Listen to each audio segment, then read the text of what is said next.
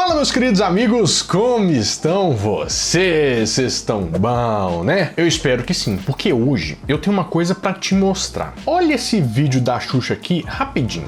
Combater a fome em um país de 32 milhões de famintos e 50 milhões de desnutridos é uma tarefa grandiosa demais para tão poucos servidores. Você percebeu? Não? Então volta mais uma vez aí, ó. Presta atenção no S. De 32 milhões de famintos e 50 milhões de desnutridos é uma tarefa grandiosa demais para tão poucos servidores. Ela começa falando com aquele S todo bonitinho, seco, sabe? E logo depois ela já chega uma chaleira de pastéis. Parece besteira? Mas isso aí é só a pontinha do iceberg. Porque quando você puxar esse fio, você vai descobrir que a televisão brasileira não só informava, ela moldava. Pegava uma pessoa real e transformava em produto. É hoje no Nerd Show.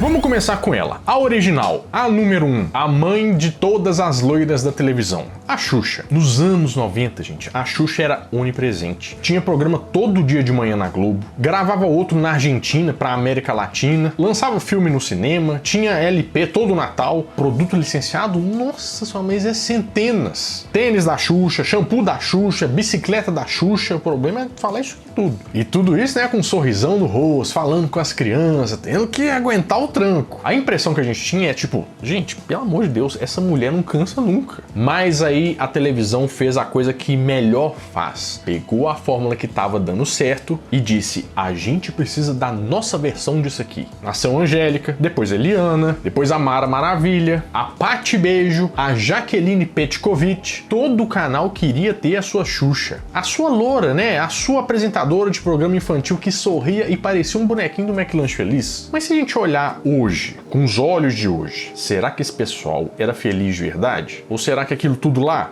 era só palco? A vitrine de um personagem que estava sendo vendido como um produto. E nem era só no figurino, no cabelo, no tipo físico. A TV moldava tudo, até o jeito de falar.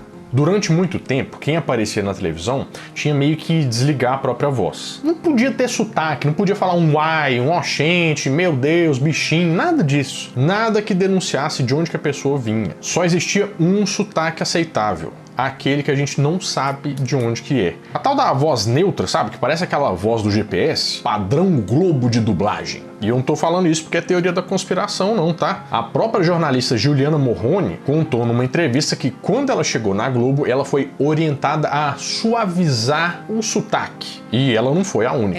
Na Globo, sim. Na Globo a gente passava pela fono. Porque a gente via tanto a Globo e a Globo Nacional que o nosso sotaque vai ficando estranho. Então eu achava estranho. E essa cartilha tinha até um nome oficial. Se chamava Sérgio Chapelain. Ele era tipo o ISO 9001 do Inmetro da locução brasileira. Todo mundo era treinado para falar igual ele. Boa noite. Estamos de volta às noites de sexta, num dia muito especial para o nosso programa. E não era só no jornalismo, claro. A Globo também usava aquela voz misteriosa naquelas chamadas institucionais. Sabe aquelas tipo, hoje, depois da novela? Ou Tela Quente apresenta... Nesta segunda, você entra em rede com Tela Quente, a maior e melhor seleção de filmes inéditos.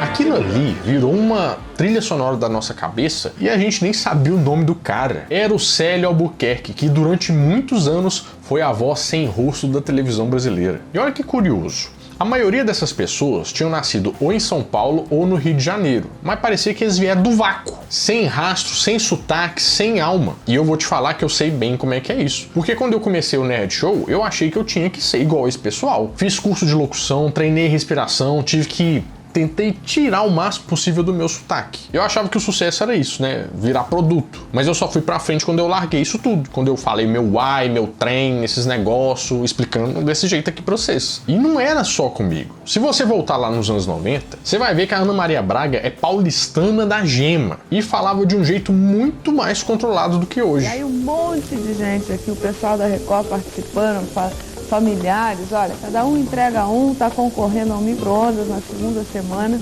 Vai começar amanhã, não confie em tudo que você vê. Até sal parece açúcar. Pode crer. A televisão ensinou que, para você falar com todo mundo, você tinha que deixar para trás quem você era.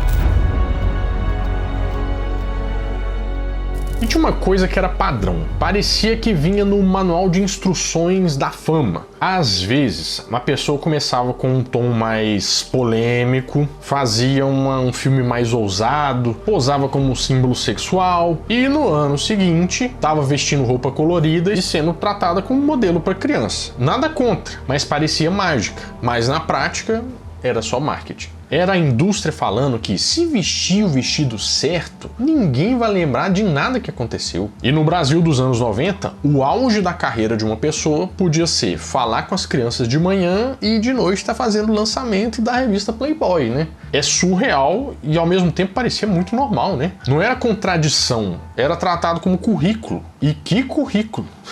Dependendo do caso. Você é muito ousado, você sabia? Babarilando vai me fazer dormir no sofá agora.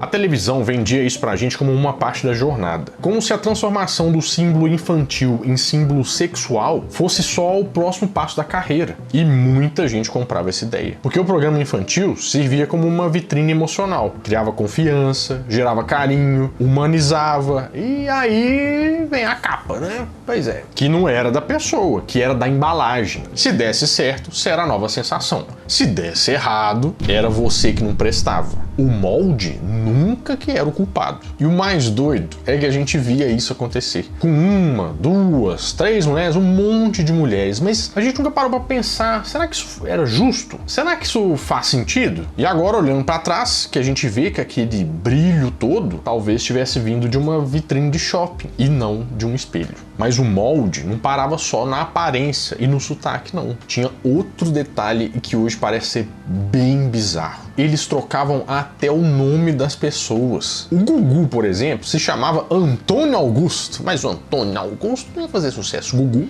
ok. A Xuxa era Maria das Graças. E a Gretchen nasceu Odete. Imagina aí, você nasce Odete, aí você põe uma calça justa, uma botona, né? Começa a rebolar e o pessoal fala assim, agora você se chama Gretchen e você é a rainha do bumbum. Parece engraçado, né? Mas, gente, isso não era à toa, não. No marketing, isso tem nome. É naming estratégico. Eles criavam nomes fáceis de decorar, de repetir, que grudava na cabeça, né? Tipo um slogan de propaganda. Quando o cérebro ouve um nome sonoro, curto, diferente, ele registra isso muito mais fácil. É como se fosse mais simples você comprar um produto que chama Gretchen do que se apaixonar pela história de vida da Odete.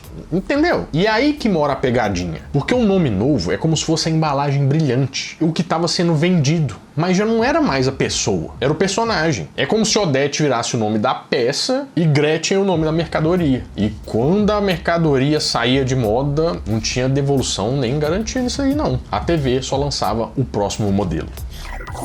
Antes da gente continuar nossa história, eu só queria dar um recado muito importante, principalmente pra gente aqui que tá fazendo parte dessa fornada do pãozinho de queijo. Gente, vai rolar em agosto a Retrocon, que é a feira suprema de tudo quanto há da nostalgia. É o lugar onde a gente mais se encontra. Eu passo o dia inteiro encontrando vocês e é muito legal. Vai rolar esse ano de novo e eu fiz o melhor possível. Eu consegui com eles um desconto para dar para vocês no ingresso. É só você usar o cupom NerdShow10, que aí você já consegue fazer para levar toda a família, né? Porque o evento é muito divertido. Tem videogame antigo, tem apresentação de tudo quanto é nostálgico, tem stand, tem os criadores do YouTube da nostalgia. Então é um evento bem legal que eu gosto bastante. Na verdade, é o que eu mais gosto de ir. E esse ano vão ser 3 dias. Vai ser coisa pra caramba. Eu quero você lá, tá? Então, cupom NERD10. O link eu vou deixar aqui na descrição do vídeo. Mas voltando aqui para o nosso assunto, você vai saber que a televisão também tem um outro poder escondido e muito estranho. Ela acende os holofotes tão fortes, né, que tudo que fica em volta fica um breu, escuro, tá só ali, ó, o holofote. Mas quando o foco muda, o palco desaparece.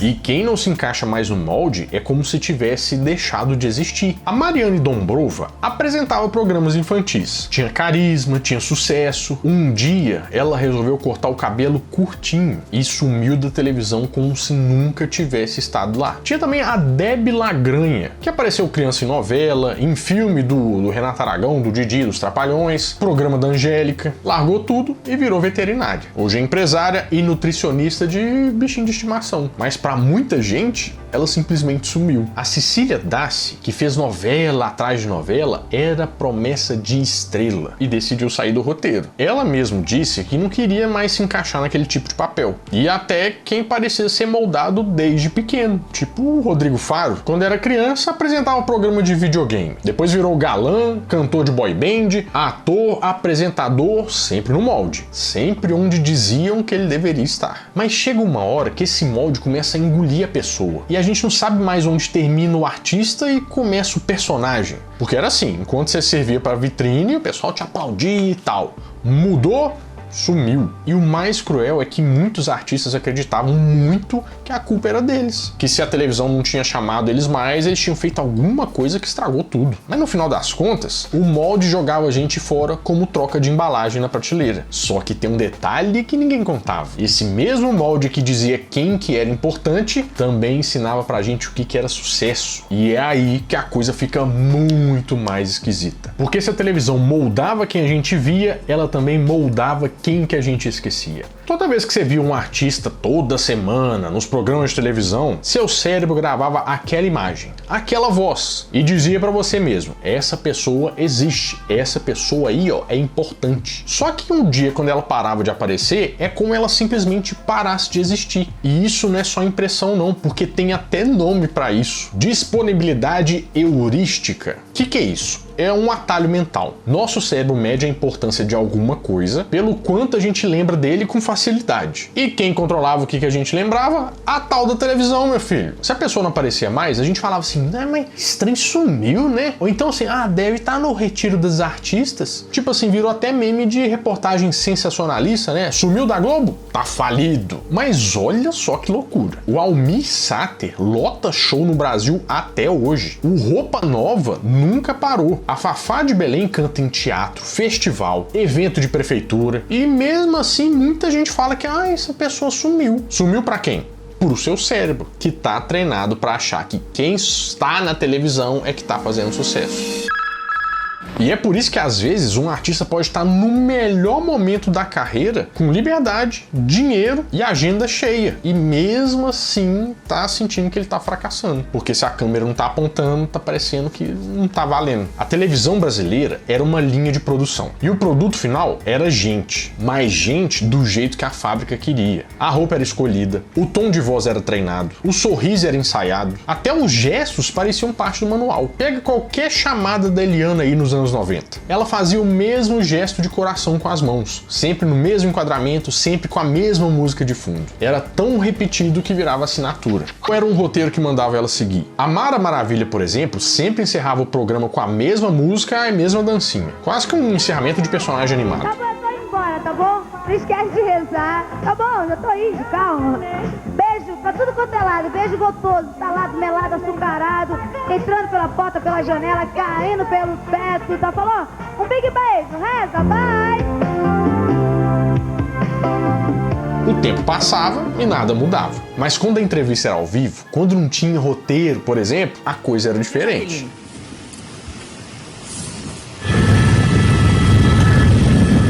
A gente cresceu assistindo sorrisos que duravam muito mais do que a alegria. Uma expressão assim, ó, que não mudava nem quando a alma estava cansada por dentro. Mas a gente nunca ensinou que o contrário disso também era possível. Que o gesto verdadeiro, que o sorriso fora do script era onde morava a humanidade. A TV não mostrava atores, ela mostrava rótulos com pernas. E sabe o que é mais louco disso tudo? Antigamente a televisão montava os famosos. Mas hoje é a gente que se monta sozinho, né? Antes era o produtor, agora é o algoritmo. Antes era a voz neutra do Célio Albuquerque. E agora é a voz do TikTok narrando a própria vida. Hoje em dia, a gente escolhe o filtro certo, a trend do momento, o corte do vídeo, o jeito de falar, tudo programado, calculado, moldado. E o mais doido disso tudo é que a gente acha que ainda tá sendo autêntico. E eu sei disso porque eu também tentei. Quando eu comecei o Nerd Show lá em 2010, eu fui tentando seguir todas as regras não escritas. O pessoal falava comigo, mas você tem que pintar o cabelo, você tem que pôr uma meta de não sei o que, você tem que fazer desafio, você tem que estar em todas as redes sociais, fazer o vídeo do jeito que bomba, seguir a fórmula. Eu tentei virar produto, mas você sabe o que aconteceu? Eu rodei em volta, deu mesmo. Não deu. O canal só virou o que é quando eu larguei isso tudo. Quando eu tentei parar de parecer com os outros e fazer o que fazia sentido pra mim de verdade. E se eu puder te deixar uma pulguinha atrás da orelha, é essa aqui, ó. Talvez o molde que você tenha tentado caber aí nem tenha sido feito pra você. E talvez o sucesso que você tanto admira seja só uma embalagem bonita em cima de alguém que se perdeu. Você lembra do S da Xuxa, aquele chiado que escapou no meio da frase? A verdade é que todo mundo tem o seu S chiado. Aquele detalhe que a gente tenta esconder, aquele jeito de falar, de vestir, de ser, que o mundo diz pra gente apagar. E por muito tempo a gente tenta. Vai se encaixando aqui, vai se moldando ali, até esquecer o que veio com defeito e o que já era nosso desde sempre. Mas às vezes é justamente esse defeito que mostra que a gente ainda tá vivo. Então se algum dia alguém tentar te polir demais, você fica esperto, porque talvez você esteja muito próximo de virar um produto. Muito obrigada por tudo que eu sou, por tudo que eu tenho. Obrigada a você, viu? Bom, eu vou ficando por aqui, mas toda semana eu volto com mais um vídeo quentinho, fresquinho, crocante pra vocês. Então, adeus!